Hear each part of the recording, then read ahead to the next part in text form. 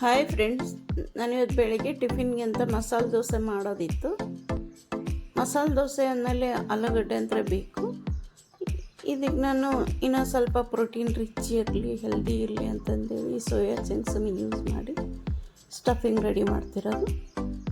ಇದನ್ನೇ ನಾ ಮೊದಲು ಒಂದು 3-4 ಆಲೂಗಡ್ಡೆ ಬೇಯಿಸಿ ತೊಗೊಂಡು ಅದಕ್ಕೆ ಮತ್ತೊಂದು 100 ಗ್ರಾಮ್ ಸೋಯಾ ಚಂಕ್ಸನ್ನ ಬಿಸಿನೀರಲ್ಲಿ ನೆನೆ ಹಾಕಿದ್ದೆ. ಅದನ್ನು ನೆಂದ ಮೇಲೆ ನೀರೆಲ್ಲ ತೆಗೆದು ಒಂದು ಮಿಕ್ಸಿ ಜಾರಿಗೆ ಹಾಕ್ಕೊಂಡು ಅದಕ್ಕೆ ಸ್ವಲ್ಪ ಕರಿಬೇವು ಪೌಡ್ರು ಅಥವಾ ಕರಿಬೇವು ಸೊಪ್ಪನ್ನು ಹಾಕ್ಬೋದು. ನಾನು ಪೌಡ್ರ್ ಇತ್ತು, ಪೌಡ್ರ್ ಹಾಕಿದ್ದೀನಿ. ಅದಕ್ಕೆ ನಾನು ನೆಕ್ಸ್ಟು ಅರಿಶಿನ, ಉಪ್ಪು, ಅಚ್ಕಾರದ ಪುಡಿ, ಒಂದು 3-4 ಹಸಿಮೆಣಸಿನ್ಕಾಯಿ. ಖಾರ ಜಾಸ್ತಿ ಆಗುತ್ತಂದರೆ 2ರಲ್ಲಿ ಸ್ಕಿಪ್ ಮಾಡ್ಬೋದು, ಅಚ್ಕಾರದ ಪುಡಿ ಅಥವಾ ಮೆಣಸಿನ್ಕಾಯಿ.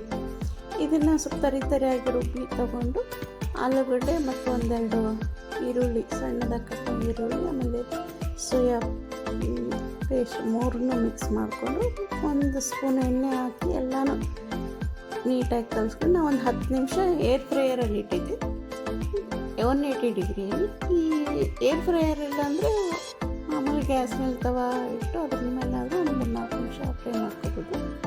ಇವಾಗ ನಾನು ರಾತ್ರಿನೇ ದೋಸೆ ಹಿಟ್ಟು ರೆಡಿ ಮಾಡಿಬಿಟ್ಟಿದ್ದೆ. ಅದಕ್ಕೆ ಹೆಂಚು ಮೇಲೆ ಹಾಕಿ 1 ನಿಮಿಷ ಬಿಟ್ಟು ಈಗ ಅದು ಆಲೂಗಡ್ಡೆ ಸೋಯಾ ಸ್ಟಫಿಂಗ್ ರೆಡಿ ಮಾಡಿದ್ವಿ. ಅದನ್ನು ನೀಟಾಗಿ ಸ್ಪ್ರೆಡ್ ಮಾಡ್ತಿದ್ವಿ.